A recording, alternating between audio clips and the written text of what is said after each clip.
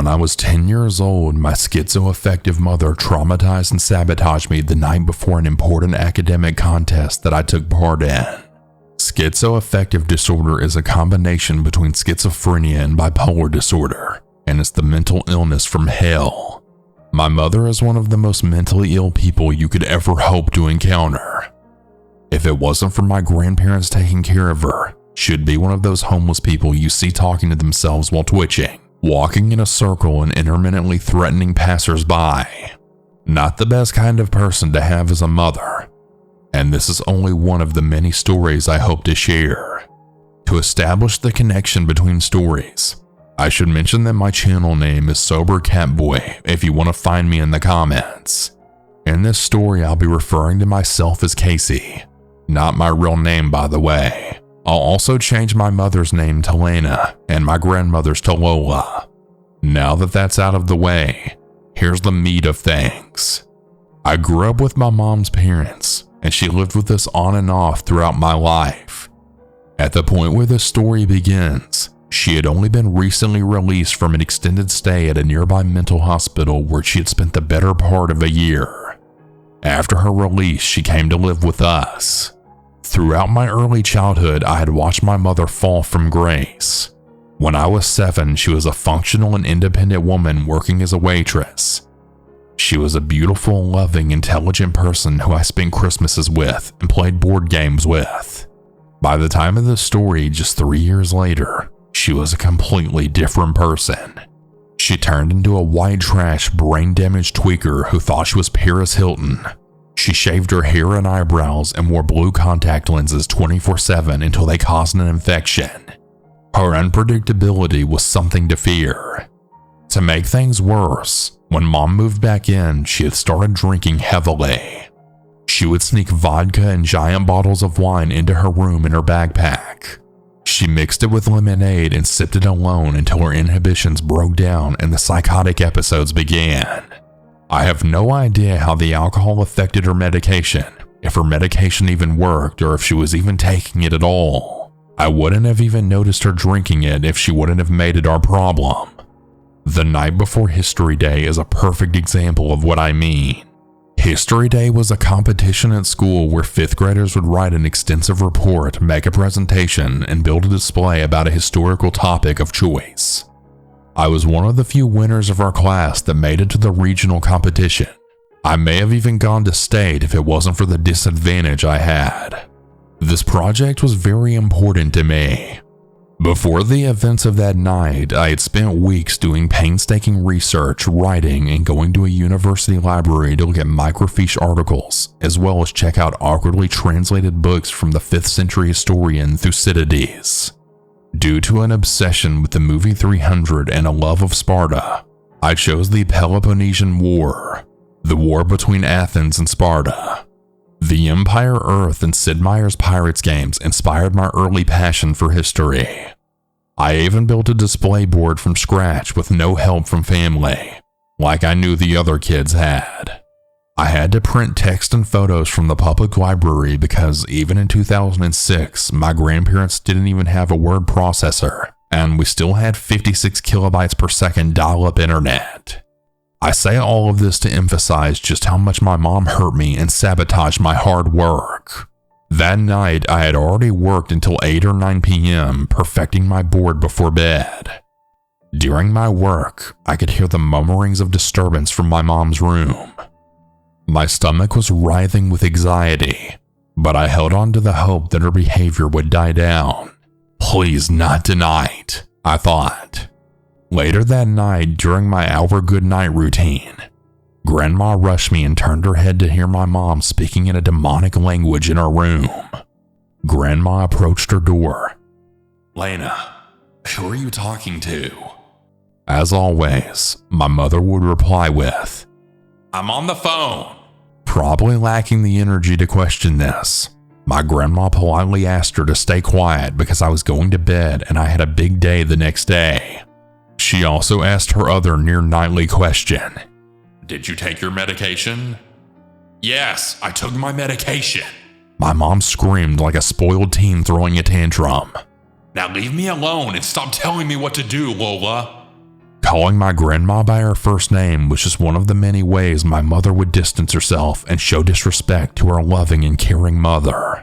Grandma was stunned for a moment but seemed to accept her answer before returning to my room. Grandma has always been the shining light of love throughout the course of my life, and each night she would pray with me, sing to me, and give me a kiss goodnight to soothe my shaken spirit. This night was no different. When she was done, I watched her leave through my door down the long hallway. At that age, I would leave the door partially open due to my fear of the dark. As I watched my source of security disappear around the corner, I could hear the hostile grunts of my mom cursing under her breath. Please not tonight, I thought again.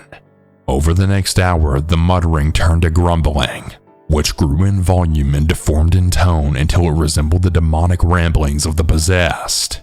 This woman needed an exorcism.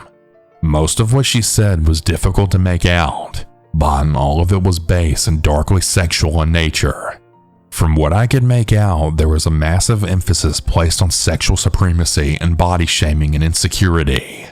Sometimes she would speak in her normal voice, and other times she shifted into a gurgling, unnaturally low tone. I thought she was channeling demons. "She's fat and ugly," she barked. "Oh, please no," I begged God. My heart raced. Sleep wasn't coming anytime soon. She croaked out her hellish projections like she was impersonating a stereotype of evil. "Of course the stupid fat bitch is jealous. I'm skinny and my tits are bigger than hers." Her voice had a contorted quality that made me imagine words accompanied by uncontrolled body movements. I sat there listening for what seemed like a very long time, listening to things escalate and wishing they would stop. Up until now, none of the things she was saying were that out of the ordinary. Her episode was just unfortunate timing. Audibly talking shit about other women into the mirror in her room was something she did almost every day. Even worse, she would even say such things to random women in real life when we went out to restaurants, school functions, or events. But things would soon go far beyond normal. Something shifted in that next moment as I had pulled my covers up to my nose. It was like the polarity in the air changed. An electric current zipped up my spine. In that moment, her voice took a dark form that I only rarely heard emerge from deep within her throat. It started with a low rumbling growl, slowly building in volume over the course of a minute. It was carnal and animalistic. In her deepest guttural roar, her voice shook the walls. "I'm Satan!" I quivered beneath the covers on the top of my bunk bed. Only my eyes peeked through. I locked them on the well-lit hallway, hoping to be ready for things to escalate. Violent movements could be felt through the walls, tumbling and falling accompanied by demonic wailing. Her cries pierced through the layers of wood and sheetrock, which separated our rooms by mere feet. It was a storm of hostility and rage. I could hear my grandfather muttering to my grandma up the stairs around the corner at the end of the hallway, but neither one of them came down at the time. They probably assumed they would only make things worse and should wait it out. The screams eventually stopped, but the gravely muttering continued like an endless loop of infernal mantras. Every sentence there was at least one word she would radically emphasize in pitch and volume, and each time I would recoil with fear. Over the next hour, her grumbling died down in ferocity, but I still wasn't nodding off, and my instinct was right. It wasn't over yet. To my horror, the volume and hostility of her uttering grew once more. I flinched at the awful sound of my mother leaving her room. Her continuous ramble morphed into the kind of harsh, sharp whisper that slices through the air and touches your ears from a distance, like something from a horror film. I shook in place and my gut dropped as I watched her terrifying shadow come shambling toward my door. It was like my worst nightmare had come true. I peeked over the siding of my bunk bed, disassociating the surreal sound of my door slowly creaking open until light from the hallway then poured in. She was cast in shadow. All I saw was a black silhouette. I pretended to sleep, but continued to watch, transfixed. I could feel her face looking up towards me as she continued to mumble and whisper. I listened closely to try and make out what she was saying. All of it escaped me until I heard her whisper my name. I had never been more afraid in my life than I was in that moment. I could see the shadow of something in her hand, and I was mentally preparing to be murdered in my own bed by my mother. But something must have switched in her mind. She continued to stare there for a minute or so after I heard her whisper my name, before finally turning around and then shuffling back to her room. A wave of relief washed over me. After that, I made the calculated decision to give up on sleeping in my room and attempt to escape to my grandparents' room upstairs. But there was just one problem. I was trapped. My room was at the end of a long hallway, and my mom's room was one room up and directly neighboring mine, essentially blocking me in. In order to make it, I would have to dart by unseen and unheard. I waited a few minutes before creeping down the ladder of my shaky bunk bed, which creaked as with each rung I stepped down. I silently power walked down the hall. As I whizzed by her room, time slowed as I turned to look through her open door, the image burning into my mind's eye. Her room was dark, but dimly lit by a single candle, which cast dancing shadows along the walls.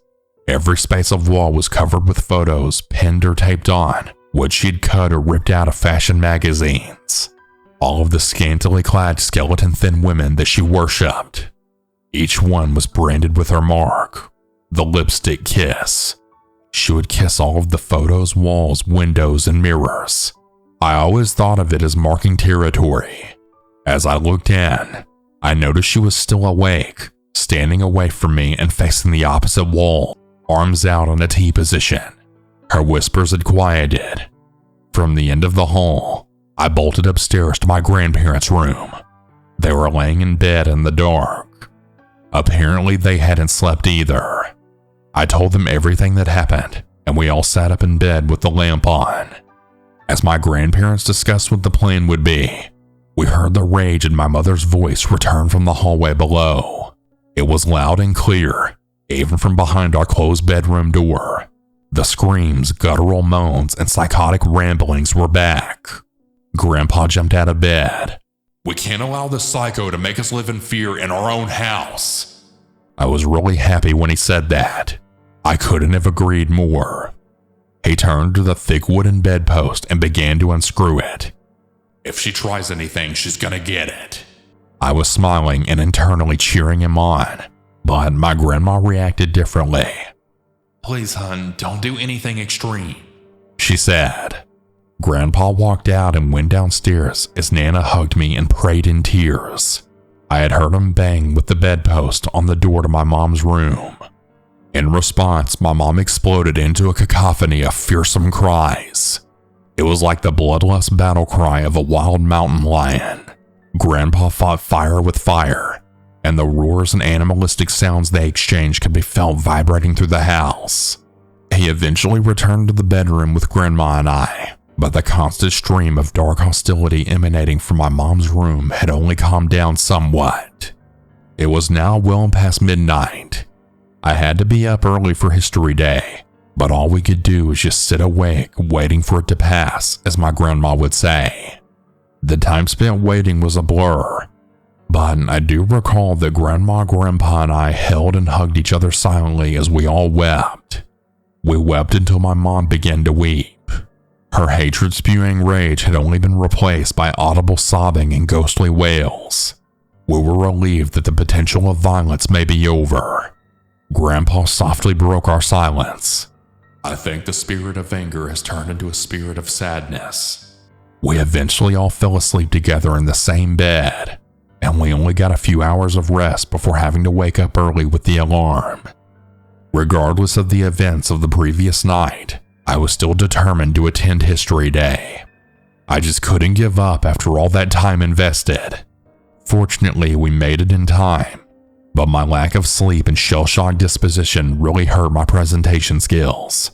I didn't end up placing for the state level. This was one of the last majorly traumatizing events my mother would put me through until I was in college during Grandpa's battle with cancer.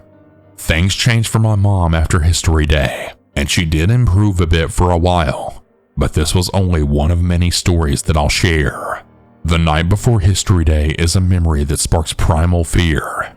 Not a fear of abuse or abduction, but something harder to pin down. It's the fear that something beyond us, something that we could never possibly prove or understand, could unpredictably alter our three-dimensional realm. A dark force that can consume the spirit and possess the bodies of the insane and intoxicated. Those vulnerable people whose minds ride the edge between the physical and the spiritual. They are only mortals after all. Once such demonic power is given the chance to interact with the world of the living, no one can foresee what sort of hedonistic atrocities they might indulge in.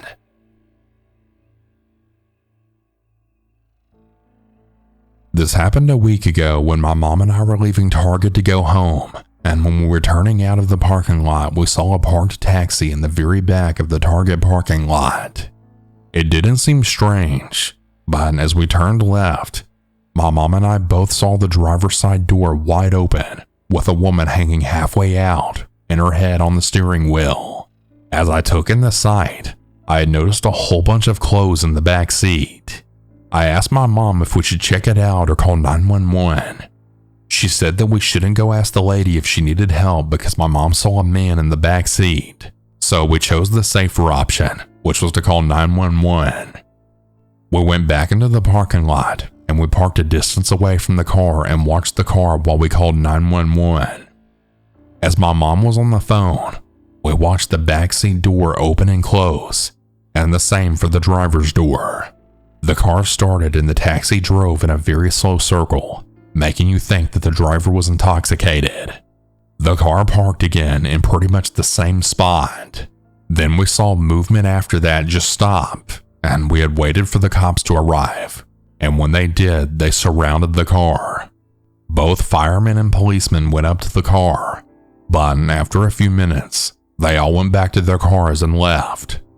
I looked back at my mom with a confused look on my face, and she just shrugged, saying, "The lady probably denied help." And that was that, but she continued to say that that wasn't her first time this week calling the cops, so I had asked her what she meant. Well, she went on to tell me that her and my 5-year-old sister had went to a walk to the park. For a little bit of context, there's a part of the trail to the park where it's just woods and no one can see you. So as my sister and my mom walked to that area, my mom had noticed a man doing his business not too far in the woods. She thought it was strange but just kept walking. But the man quickly turned around and everything was out. So my mom quickly pulled my sister to her and picked up the pace. As they got into the park, my mom cut through the soccer field and the man followed close behind her. But as my mom approached the park, she saw 2 little boys and then thought, "Oh, that's probably their dad," and she started to feel relieved. But boy, was she wrong.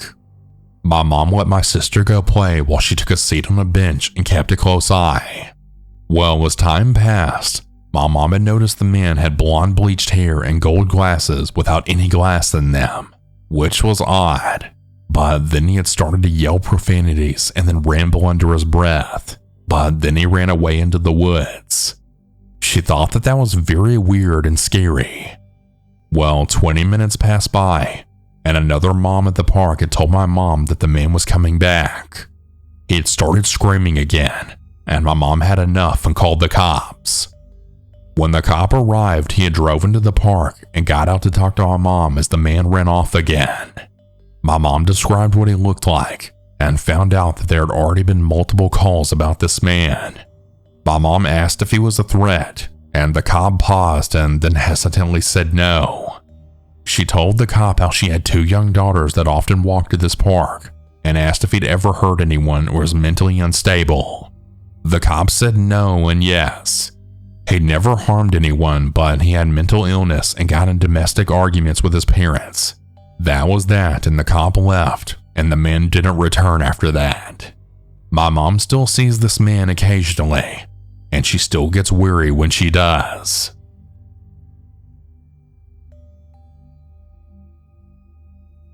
This story covers a very unfavorable period of my life. For starters, I'm currently a 14-year-old male.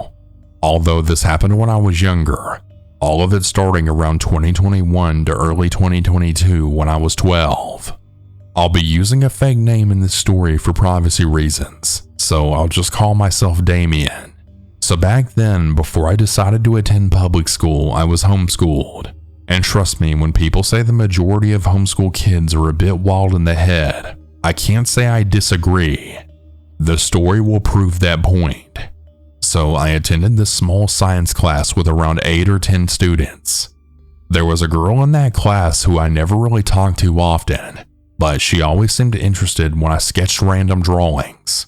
And eventually she had started talking to me about how she had also enjoyed art, and we became friends shortly after. Not going to lie, I had the impression that she was a little bit odd from the start, but there weren't enough red flags for me to be concerned. Well, not at that moment. Time went by with us just being casual friends, and at this point I'm around 13. This girl would constantly call me random pet names like Honey whenever we were on break and just chatting together. One time she even referred to me as Daddy over text as a joke, but it still kinda seemed weird. I mean, typical teen behavior though, so I just brushed it off. I told my sister about it in a laughing manner, but she seemed to be concerned, and she advised me to cut this girl out of my life. I, being a dumb teenage boy with raging hormones, just decided to ignore her. I mean, hey, in my mind I was getting the attention from a girl, and that's what mattered. But every now and then the girl would do random off-putting things. Like one of them is that she would lie about her having certain experiences and tell stories as if they happened to her.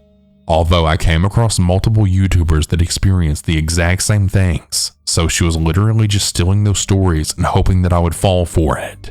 She also sent me pictures of random people's art, claiming they were all hers even though it was obvious she stole them due to the art style changing drastically. I was always thinking, man, get a life. And on another note, she would trauma dump and talk about her mental illnesses without even previously addressing that she'll be talking about them. It was just so random. I had some issues myself, such as anger issues and some sadistic related things, and even to this day I'm still working on that.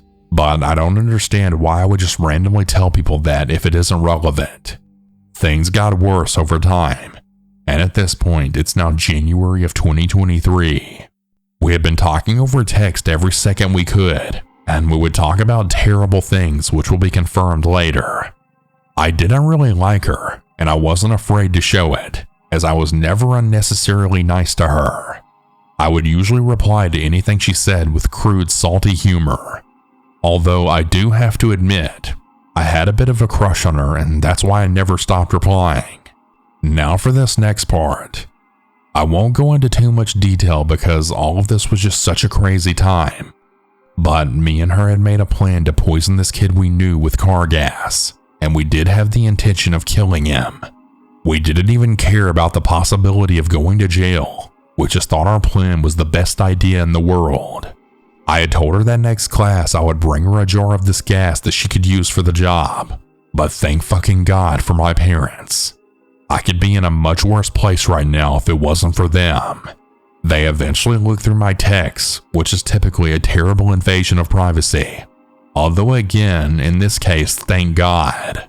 They were understandably pissed and concerned, and they contacted the girl's parents as well, who from what I know displayed the same reactions. My behavior was rewarded with a handful of punishments and lectures. And one of the girl's punishments was that she was not allowed to talk with me until her parents allowed her to. I wasn't allowed in that class for a month, and I absolutely hated that girl throughout this time period. In my mind, she fucked everything up and it was all her fault. But then my girl-obsessed teenage brain took control again and told me that I had to go back to that class as soon as possible to see her again. Bad idea. But during the month of February, I did so. It was the 13th, one day before Valentine's Day. The girl greeted me as if nothing had happened. We mentioned the incident like 2 times, but the rest of the day was normal. Her repeating copied stories, her trauma dumping, and me loving the attention a little too much. Not to mention, another girl had recently stopped liking me due to how my personality had changed for the worst, so I felt as if the girl was the only one who liked and understood me. At the end of the day, she got picked up from class and we said our goodbyes. Although about a minute after she left, her brother came back to me with a bag of Valentine's Day candies and just simply said, "I didn't want to be the one having to give these to you." I kind of just knew at this point that these were from her and she liked me. And damn it, again, I just couldn't resist the attention. Things progressed, and we even vented to each other over text pretty much every single night. It was a little bit pathetic, but silly me confessed that I like her over text during March 8th late at night. She of course confessed her feelings back, and we started dating. Months went by.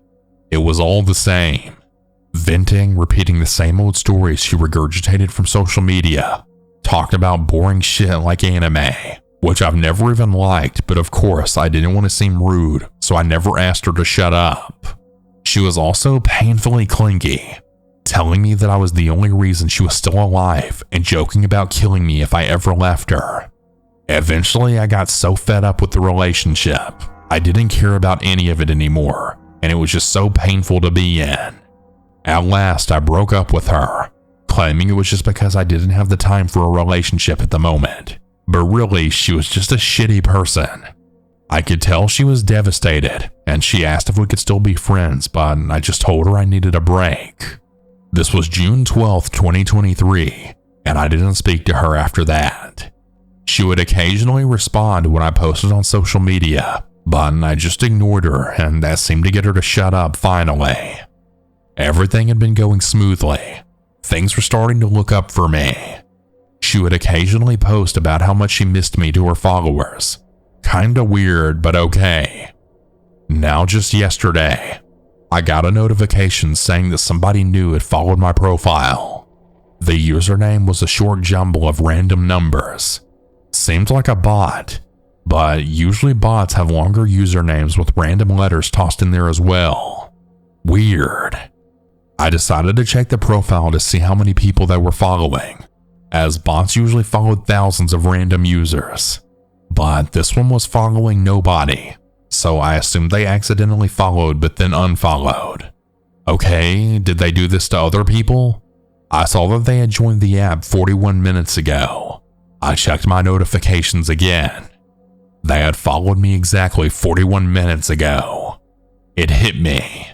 This user was most likely someone I knew who created an alt account just to follow me, and then it hit me even harder. It was probably her. What the hell was this girl's problem? I had enough. I angrily messaged her profile for the first time in months, typing, "Hey man, is this kid you?" and then put the username. She hasn't replied, even though I'm aware that she's constantly online, so she may be avoiding me, which only further drives me to believe that she's behind this account. But why?